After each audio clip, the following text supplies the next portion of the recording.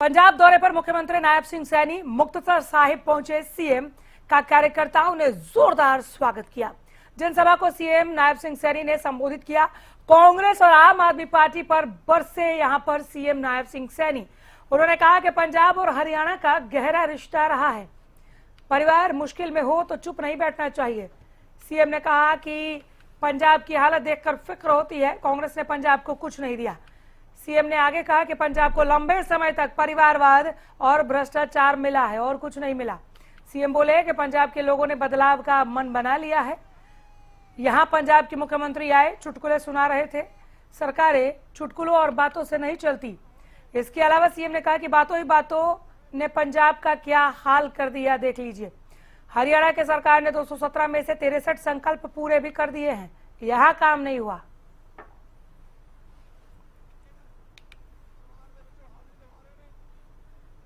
ਇੱਥੇ ਮੁੱਖ ਮੰਤਰੀ ਆਏ ਸੀ, ਉਹ ਚੁਟਕਲੇ ਸੁਣਾ ਰਹੇ ਸੀ ਲੋਕਾਂ ਨੂੰ।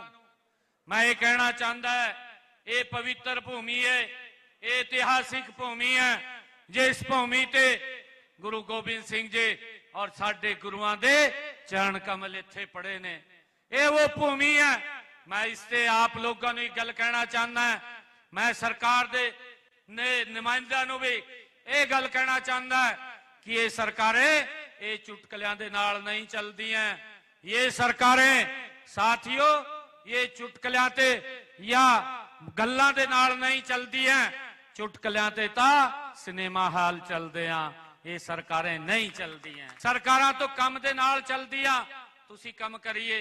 मैंने कहा भी कि जिहड़े वायदे तुसी पंजाब दे लोकां दे नाल कीते आ और जिन वायदਿਆਂ ते पंजाब दे लोकां ने आप नूं वोट देण दा काम करके सरकार दे विच लाण दा काम कीता है, उन्हां कामां नूं तुसीं पूरा करन दा काम करिए। परंतु साथियों गल्लां ही गल्लां ने की हाल कर दिता। साथियों मैं आप लोगों दे विच गल कहने के लिए आया कि साडी सरकार ने जिहड़े संकल्प लीते सी 217 संकल्प ये हमने चोण दे विच लीते सी। 217 संकल्पां दे विच साडी सरकार ने 63 संकल्पां नूं पहले साल दे विच पूरा करन दा काम कीता और वो छोटे संकल्प नहीं है।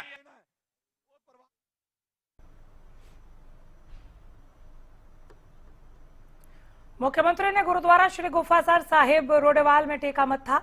भगवंत मान की कथित वीडियो पर बोले सीएम नायब सिंह सैनी। कहा कि गुरु हमारे सिर का ताज हैं, उनके अपमान का मन में भी नहीं आ सकता। गुरुओं के कुर्बानी का मजाक नहीं उड़ाना जाना चाहिए।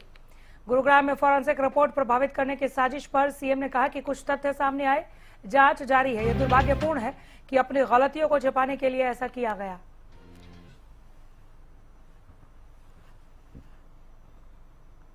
देखिए ये गल नहीं है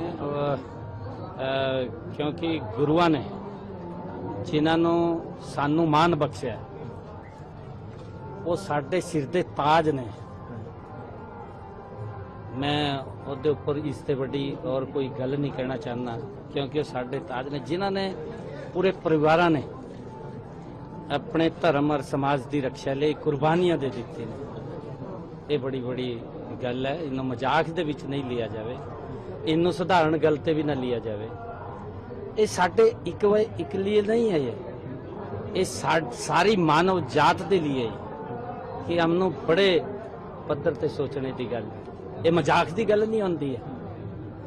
इसके उपर हम उन्हां गुरुआं ने जिन्हां ने सानू शिक्षावां दित्तियां, जिन्हां ने सानू प्रकाश दिता है, हम उन्हां ते बारे इहो जी गल कभी सोचण दी तां दूर दी गल है, कहीं मन ते विच भी नहीं आ सकती। ऐसे नहीं देखिए वो उत्थे किसी ने एप्लीकेशन दी सी, मैंने रात जानकारी ली है पूरी कि किसी ने एप्लीकेशन दी सी कि आपके इत्थे यहाँ पर कोई लेबोरेटरी ते रिपोर्ट आई है और वो गलत है, तो उसकी पूरी जानकारी ली।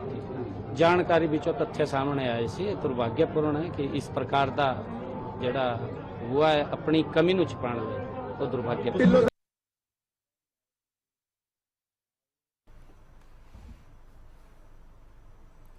हरियाणा बीजेपी अध्यक्ष डॉक्टर अर्चना गुप्ता ने महेंद्रगढ़ के में कार्यकर्ताओं का आभार जताते हुए संगठन को और ज्यादा मजबूत बनाने और जनहित के मुद्दों पर सक्रियता से कार्य करने का संकल्प दोहराया। उन्होंने कहा कि विकसित हरियाणा 2047 और विकसित विधानसभा 2047 योजना शुरू की गई है। इस योजना के तहत 2047 तक हरियाणा के हर विधानसभा को विकसित किया जाना है। डॉक्टर अर्चना गुप्ता ने लॉ एंड ऑर्डर पर बोलते हुए कहा कि हरियाणा के सीएम प्रदेश की जनता की सुरक्षा के लिए गंभीर हैं और संवेदनशील हैं। जो भी कोई शिकायत आती है उस पर तुरंत एक्शन लेते हैं।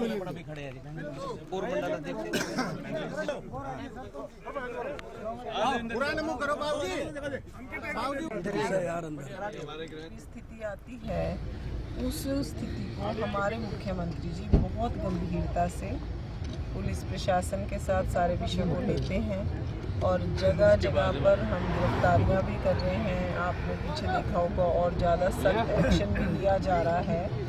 तो जो भारतीय जनता पार्टी की प्रदेश की सरकार है हमारे हरियाणा की जनता की सुरक्षा के लिए पूर्णतया गंभीर है, पूर्णतया संवेदनशील है और जो भी कोई शिकायत आती है उस पर मुख्यमंत्री तुरंत एक्शन लेते हैं। अभी पानीपत का एक किस्सा हुआ, बच्चे को 12 साल के बच्चे को उठाया था तो मुख्यमंत्री जी ने तुरंत एक्शन लिया। 3 घंटे में बच्चा जो है वो हमने वापस लिया। तो हर तरीके से मुख्यमंत्री ji zero tolerance to corruption and zero tolerance to crime.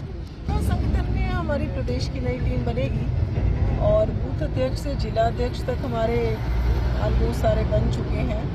उसमें कोई बहुत बड़ा परिवर्तन मैं नहीं सोचती कि करने की ज़रूरत होगी, लेकिन हाँ उसको भी समय समय पर हम रिव्यू करेंगे। कहीं पर भी कोई समस्या आ रही है तो उसको भी दुरुस्त करने का काम करेंगे और प्रदेश की टीम का हम दोबारा से गठन करेंगे। और मुख्यमंत्री जी 90 के 90 विधानसभाओं में लगातार विकास के कामों में लगे हुए हैं। विकसित हरियाणा 2047 और विकसित विधानसभा 2047 और उसमें उसकी पूरी की पूरी रणनीति परसों मुख्यमंत्री जी ने रखी है सबके सामने। तो आपको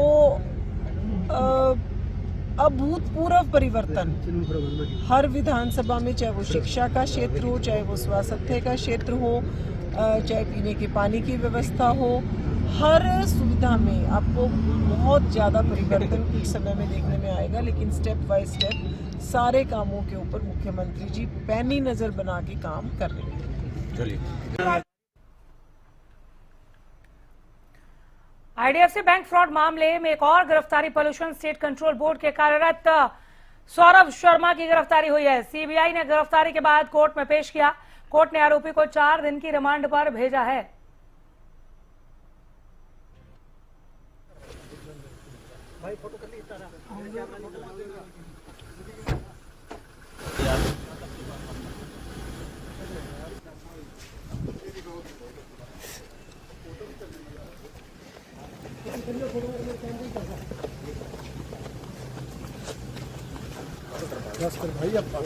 वीडियो बन रहा था।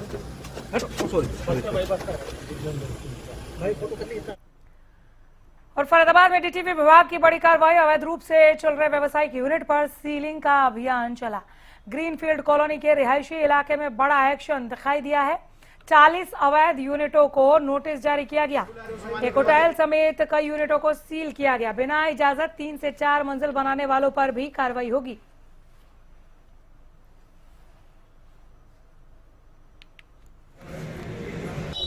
हमारे यहाँ जो है माल रोड पे जो लगातार जो है इलीगल कंस्ट्रक्शन, उसके अलावा जो है कमर्शियल एक्टिविटीज, जबकि सारा रेजिडेंशियल एरिया है। आपको ये जानकारी के लिए बताऊं, ग्रीनफील्ड में 7 जो है कमर्शियल मार्केट है जहाँ सिर्फ उल्लू बोल रहे हैं, जो कि ये पूरी मार्केट वहाँ होनी चाहिए। जिन लोगों ने वहाँ प्रॉपर्टी खरीदी वो आज रो रहे हैं और जिन्होंने इलीगल काम किया है वो सारे खुश हैं। मोटा किराया भी वसूल रहे हैं, धंधा भी कर रहे हैं, साथ में रेजिडेंट्स की प्रॉब्लम भी बने हुए हैं।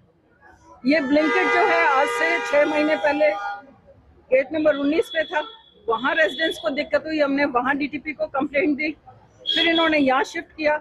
यहाँ इन्होंने सोने पे सुहागा के ऊपर होटल भी चला दिया। जबकि आप देख रहे हैं आज के दिन जो है होटल्स में और सभी जगह आके इतने हादसे हो रहे हैं जिससे कि आम जनता परेशान है। कंप्लाइंस पूरी नहीं कर रहे हैं, लेकिन इतना जरूर है कि कार्रवाई तो चल ही रही है। अभी आप आए हैं यहाँ पे तो किसी की सिफारिश करने आए नहीं, मैं सिफारिश नहीं, मैं तो ये कहता हूँ अभी इनका सामान है खराब ना हो जाए, और सारा सामान के लिए डीटीपी साहब ने कह दिया कि इसको निकाल लो, निकल रहा है। 3 महीने पहले नोटिस किया था, अगर 3 महीने पहले खाली हो जाता तो आज ये जरूरत नहीं हमें मांग रहे बार बार।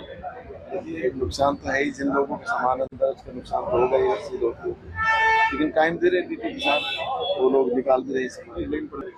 देखिए जैसे आप लोग देख पा रहे हैं ये एक रेजिडेंशियल प्लॉट है और रेजिडेंशियल प्लॉट के ऊपर जब भी आपको कोई बोर्डिंग हाउस, होटल या गेस्ट हाउस चलाना होता है तो आपको प्रायर परमिशन की जरूरत है director town and country planning Haryana से। इस पर्टिकुलर प्लॉट की बात करें तो इस तरह की कोई भी परमिशन जो है वो प्रायर नहीं ली गई थी। इस वजह से हमने आज यहाँ पे लगभग 5 महीने पहले शोकोज नोटिस यानी कारण बताओ नोटिस जारी किया था। उसके बाद हमने यहाँ पर रेस्टोरेशन ऑर्डर भी जारी कर दिया था लगभग 2.5 महीने पहले। रेस्टोरेशन ऑर्डर का मतलब ये होता है कि उसमें ऑफेंडर को निर्देश दिए जाते हैं कि स्वयं अपना जो इलीगल एक्टिविटी है या इलीगल यूज है या बिल्डिंग है उसको स्वयं हटा ले 7 दिन के अंदर अंदर, और अगर वे ऐसा नहीं करते तो उसके बाद डिपार्टमेंट द्वारा एक्शन लिया जाएगा। तो सारे नोटिस को देने के बाद आज सुबह मैंने इस पर्टिकुलर प्लॉट के खिलाफ एफआईआर भी रिकमेंड कर दी है पुलिस को।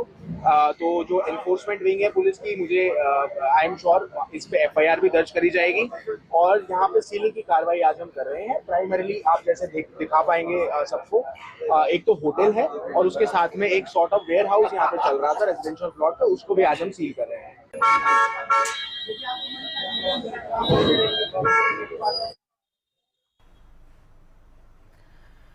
खबर न्यूज से जहां बुजुर्ग महिला से मारपीट और दुष्कर्म का आरोप लगा है। पुलिस ने मुख्य आरोपी को गिरफ्तार किया। आरोपी को अदालत में पेश कर पुलिस रिमांड पर लिया गया। 2 युवकों पर महिला से मारपीट और दुष्कर्म का आरोप है।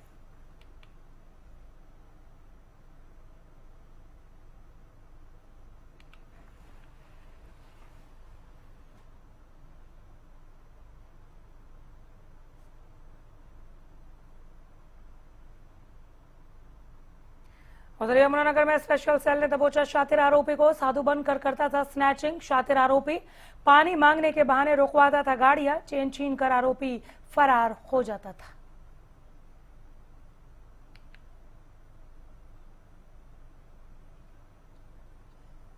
लास्ट संडे को एक पंचकूला से डॉक्टर साहब सहारनपुर की तरफ जा रहे थे, तो करेड़ा हाईवे पे जब वो पहुंचे तो उनको एक रोड साइड साधु के वेश में कोई व्यक्ति खड़ा नजर आया जो खाली पानी की बोतल घर आके इशारा कर रहा था कि उसे पानी की प्यास लगी।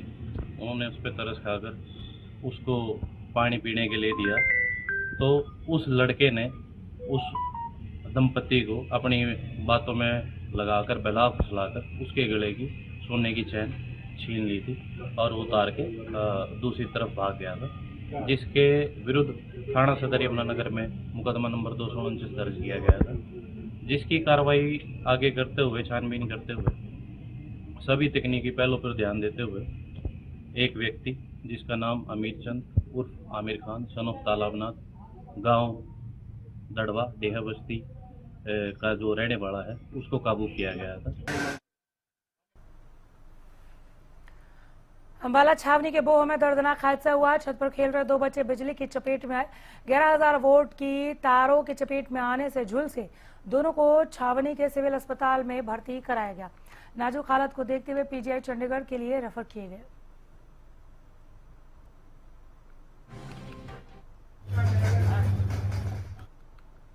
पता नहीं कैसे हाई वोल्टेज करंट को पता कर लिया। दे वर बर्न, उनकी मतलब बर्न इलेक्ट्रिक बर्न के साथ। एक 12 साल का, एक 13 साल का। रियलिटी वैसे बच्चे स्टेबल हैं मतलब, पर फिर भी हमने फर्स्ट एड देके उनको फर्दर पीजीआई रेफर कर दिया। सर बच्चे हमारी छत से हाई वोल्टेज की तारें जा रही हैं 3, तो बच्चे कबूतर लेके वो छतरी लेके चढ़े थे, तो एकदम से शायद अर्थिंग हुई है, जो भी हुआ बड़ी जोर से धमाका हुआ। तो मैं जब छत पे गई हूँ तो आग लगी हुई थी बच्चों को, वो बुझाई है, तो बच्चे थोड़ा सा वो है। फिर हमने मतलब एम्बुलेंस को फ़ोन किया था, बट पीसीआर आई, फिर पीसीआर में डाल के और एक प्राइवेट गाड़ी में अपनी में डाल के हम सिविल हॉस्पिटल पहुंचे उनको लेके।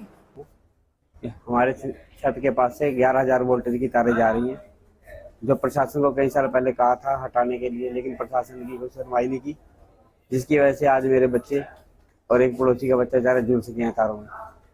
और प्रशासन से ये रिक्वेस्ट है मेरी कि हाई वोल्टेज की तारें हटवाई जाएं।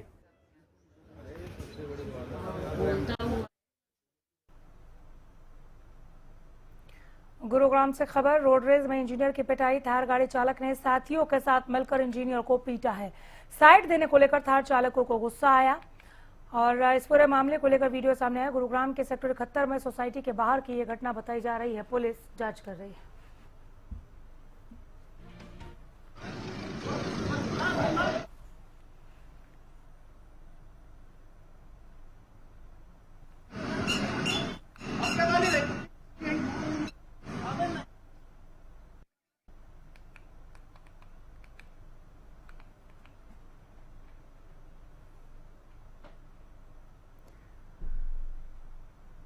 और खबर पानीपत से, बड़ौली गांव में आपसी झगड़े का मामला। इलाज के दौरान शेखर की निजी अस्पताल में मौत हुई। करीब 2 महीने पहले आपसी झगड़े में गंडासे चले थे। परिजन मृतक शेखर का शव लेकर सचिवालय पहुंच गए। मृतक के परिजनों ने आरोप लगाए हैं कि पुलिस ने कोई कार्रवाई नहीं की।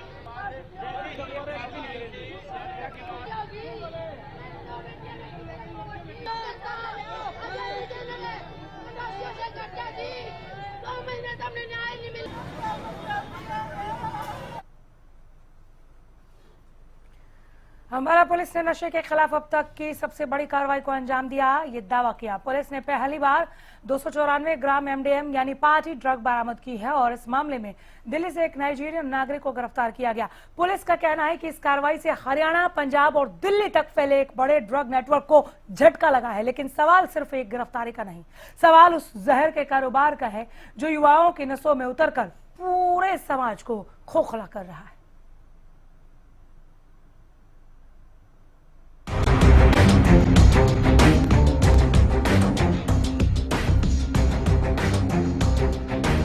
नशे का जाल बेनकाब लेकिन सरगना अब भी आजाद। 294 ग्राम बरामद या करोड़ों के खेल की सिर्फ एक झलक। एक गिरफ्तारी हुई, लेकिन क्या मौत का कारोबार अभी भी जारी है? दिल्ली से अंबाला तक ड्रग का नेटवर्क आखिर किसके संरक्षण में?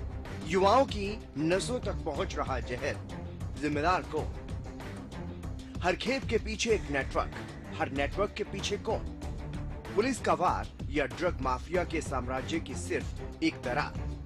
कहते हैं कानून के हाथ लंबे होते हैं। ऐसे में नशे के सौदागरों के खिलाफ अंबाला पुलिस का सबसे बड़ा वार एक ऐसा खुलासा जिसने ड्रग तस्करी के अंतर्राष्ट्रीय कनेक्शन को बेनकाब कर दी। एंटी नार्कोटिक्स सेल ने 294 ग्राम MDM बरामद की है।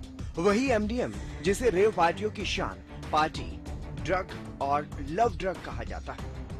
पुलिस ने इस मामले में दिल्ली से नाइजीरियन नागरिक डेविड को गिरफ्तार किया है। बरामद ड्रग की कीमत करीब 30 लाख रुपए बताई जा रही है। लेकिन इस कहानी की शुरुआत यहां से नहीं हुई। पुलिस ने पहले एक महिला और उसके साथी को 55 ग्राम स्मैक के साथ पकड़ा। पूछताछ हुई, परतें खुली और हर सवाल का जवाब जाकर दिल्ली में बैठे एक विदेशी सप्लायर पर टिक गया। इसके बाद जाल बिछाया गया, दिल्ली में दबिश दी गई और फिर गिरफ्तार हुआ डेविड, वो शख्स जिस पर इस पूरे नेटवर्क की एक अहम कड़ी होने का आरोप है। पुलिस अब ये पता लगाने में जुटी है कि आखिर ये जहर किन शहरों में पहुंचना था, किन हाथों में जाना था और कितने युवा इसके निशाने पर थे।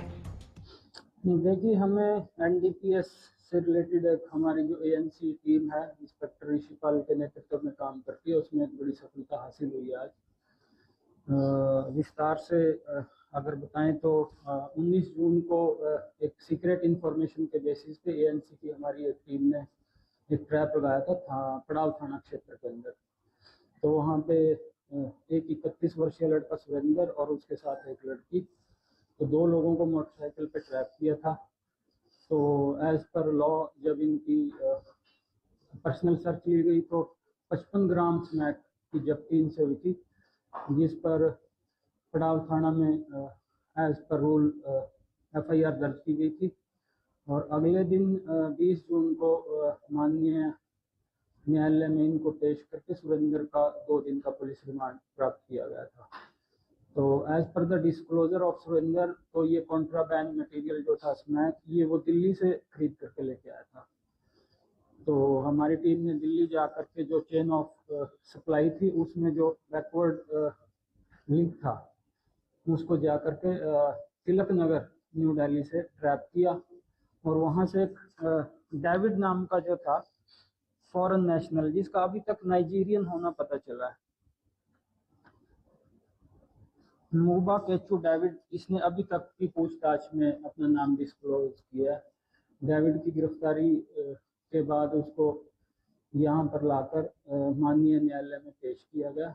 अगर देखा जाए तो हरियाणा की अंबाला पुलिस के इतिहास में पहली बार इतनी बड़ी मात्रा में सिंथेटिक एमडीएम पकड़ी गई। लेकिन असली सवाल यहीं से शुरू होता है, क्या 294 ग्राम एमडीएम पकड़ लेने से नशे का कारोबार रुक जाएगा? क्या एक डेविड की गिरफ्तारी से पूरा नेटवर्क खत्म हो जाएगा, या फिर कुछ दिनों बाद कोई नया चेहरा, कोई नया सप्लायर, कोई नया रास्ता सामने आएगा? क्योंकि हकीकत यह है कि हर गिरफ्तारी के बाद दूसरी खेप सामने आ जाती है, हर कार्रवाई के बाद नया नेटवर्क खड़ा हो जाता है और हर बार सवाल वही रह जाता है, आखिर ये जहर युवाओं तक पहुंच कैसे रहा?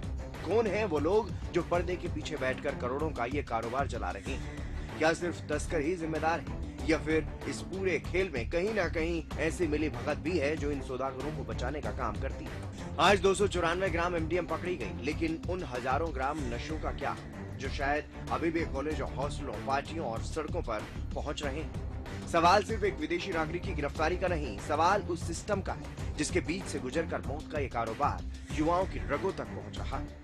आखिर नशा रुकेगा कैसे? आखिर नशे का कारोबार बढ़ क्यों रहा है? और सबसे बड़ा सवाल, क्या इस जहर के पीछे सिर्फ तस्कर है, या फिर कुछ ऐसे चेहरे भी हैं जो कभी सामने नहीं आ पाते लेकिन पूरा खेल चलाते वही? क्योंकि जब नशा सरहदें पार कर घरों तक पहुंचने लगे तो मामला सिर्फ कानून का नहीं रहता, फिर सवाल पूरी पीढ़ी के भविष्य का होता है। जरा गौर कीजिए, नशा कभी दरवाजा खटखटाकर घर में नहीं आता, सिस्टम की दरारों से अंदर घुसता है। या ड्रग्स का कारोबार वहीं फलता फूलता है जहां कुछ लोग आंखें बंद करते हैं और कुछ लोग मुंह मोड़ लेते हैं, जिसका परिणाम हमारी युवा पीढ़ी को भुगतना पड़ता है।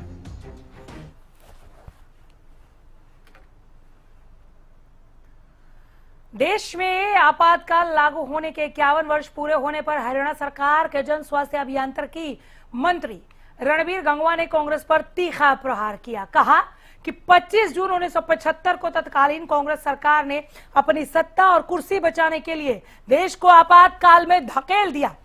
आज कांग्रेस भाजपा सरकार पर संविधान को खतरा बताने की बात करती है, जबकि संविधान की मर्यादाओं को तोड़ने और लोकतंत्र का गला घोटने का काम स्वयं कांग्रेस के शासनकाल में हुआ था।